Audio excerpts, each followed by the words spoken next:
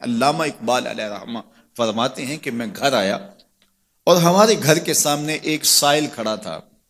سائل چوں قضائے مبرم ہے، جس طرح قضائے مبرم ہوتی ہے، ٹلتی نہیں ہے، اس طرح وہ ٹلنے والا ہی نہیں تھا. میں نے اس کو لا کہا بابا چلا جا، معاف کر، لیکن وہ ضد کر کے گھر کے دروازے کے اوپر کھڑا تھا. میں لاؤبالی کی عمر تھی تو سکول سے آیا تھا، میرے ہاتھ میں چھوٹی سی چھڑی تھی، تو میں نے اس کے کاسے کے اوپر ماری تو وہ کاسا ٹوٹ کے گر گیا اور اس کے اندر جو سارے دن کی ریزگاری جمع کی تھی وہ بھی بکھر گئی. تو کہتے ہیں کہ وہ ریزگاری اکٹھی کرنے لگا اور میرے والد شیخ نور محمد اندر سے کہیں دیکھ رہے تھے تو وہ باہر آئے. انہوں نے وہ ریزگاری اکٹھی کر کے اس کو دی اور اس کو اور پیسے دیے اور اس سے معذرت کی اور اس کو رخصت کیا اور مجھے بازو سے پکڑ کے اندر لے گئے. اقبال کہتے ہیں میں نے ساری زندگی اپنے والد گرامی کو یوں بلک بلک کے روتے نہیں دیکھا تھا. میرے والد نے مجھے بٹھا لیا اور کہنے لگے کہ اقبال، اگر قیامت کے دن رسول اللہ نے پوچھ لیا کہ تیرا بیٹا فقیروں کے کاسے توڑتا تھا تو بتا میں حضور کو جواب کیا دوں گا. تو کہتے ہیں کہ بس وہی لمحہ میری تربیت کا تھا. بلکہ اقبال پھر ساری زندگی کہا کرتے تھے نام تو از پدر آموختم، حضور آپ کا نام، آپ کی محبت میں نے اپنے باپ سے سیکھی. یعنی حضور کا سامنا کیسے کروں گا؟ اور پھر یہ اقبال کے کلام میں آخر تک یہ چیز آتی ہے کہ کیسے حضور کا سامنا ہوگا. تو غنی از ہر دو عالم من فقیر، روز محشر عذرہائے من پذیر، گر تو می بینی حسابم ناگزیر، از نگاہ مصطفیٰ پنہا بگیر. اقبال بھی پھر آخر میں دعا کرتے ہوئے اللہ کی بارگاہ میں عرض گزار ہوتا ہے، مالک تو غنی ہے، میں تیرا فقیر بندہ ہوں، تو مجھے یوں ہی معاف کر دے، میرا حساب نہ لینا، لیکن اگر میرا حساب لینا بڑا ضروری بھی ہوا تو یہ مہربانی کرنا حضور کے سامنے نہ لینا، میں حضور کو کیا منہ دکھاؤں گا. تو یہ فکر ملی کہاں سے؟ یہ باپ کی تربیت سے ملی، یہ ماں کی آغوش سے ملی. تو یہ ماں باپ کی ذمہ داری ہے کہ بیٹا جب کسی کا دل توڑے، جب کسی سے زیادتی کرے تو باپ وہیں اس کا راستہ روکے.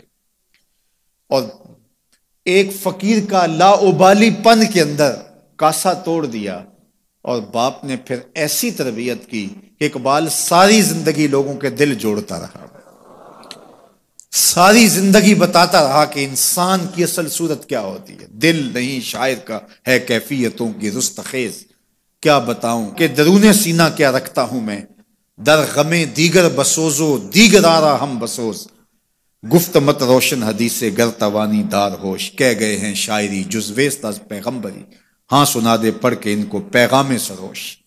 وہ کہتا ہے دوسروں کے غم میں جلنا اور پھر اس غم کو جہان میں پھیلا دینا، اسی کا نام شاعری ہے.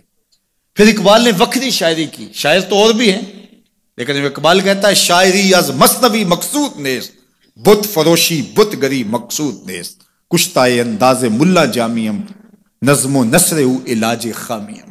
وہ کہتا ہے کہ میں یہ بت نہیں بنا رہا کہ یہ غزلیں تراش کے اور یہ نظمیں تراش کے لوگوں سے داد وصول کرو، بلکہ کسی نے اقبال کو کہا یار کوئی غزل تو سناؤ، تو اقبال رو پڑا، کہا حضور میں اپنے شعروں کی داد قیامت کے دن آپ سے ہی لوں گا.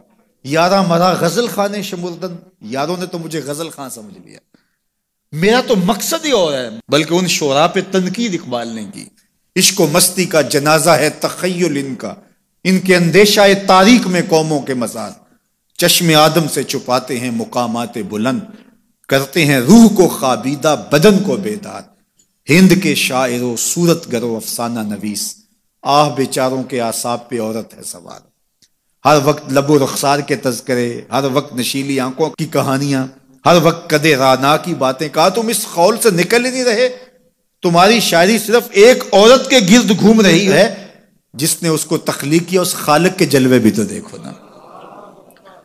تو اقبال پھر اقبال بنتا ہے اور اس کو یہ شعور، یہ آگہی، یہ نور ملتا کہاں سے ہے؟ یہ باپ سکھاتا ہے.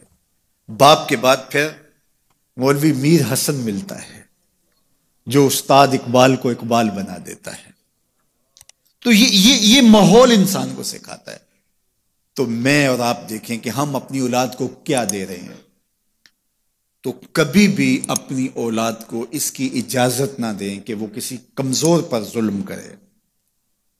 جب کمزور پر آپ کی اولاد ظلم کرتی ہے، زیادتی کرتی ہے،